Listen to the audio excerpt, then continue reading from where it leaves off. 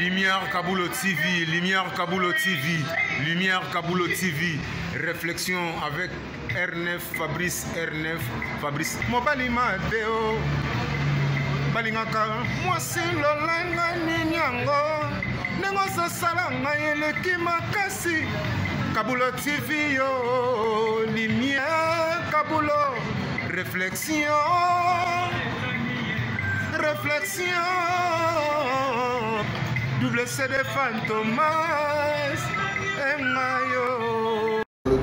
Il est là, il a toujours. Il s'abonner, chaîne les amoko. Ça c'est dit, on a s'abonné. Bon, donc, mon yango, YouTube, tout ça, moko gaga. Réflexion, trop bandé, réflexion. Réflexion, lumière, Kamboul, Yangwana, Balai qui est ça la biso bien. Tous en ciment pour. Et ça la G. Bongo. Toujours. Réflexion, Lumière Kambolo TV. Chaîne Zamoko, vous s'abonner, vous avez décidé Lumière Kambolo TV.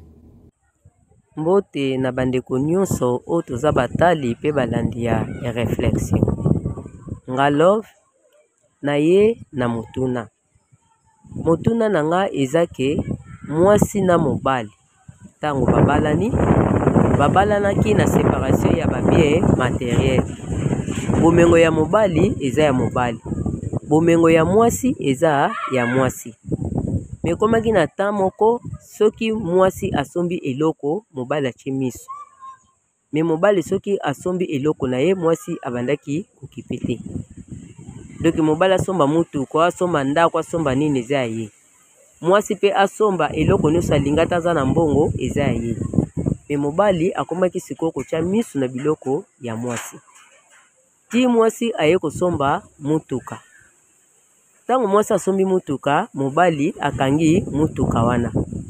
Ekomaki mwasi soki alingi abima, il faut adépendre pai ya mobali. Mwasi aye komona kete eloko eza ya ngai. Esengeli mobali azongisa mutuka epai ya mwasi. Yango mutune ezake, eske mobali aza na droit na mutuka wana ou bien aza na droit te. Mobali esengeli azongisa mutuka wana epai ya mwasi to te.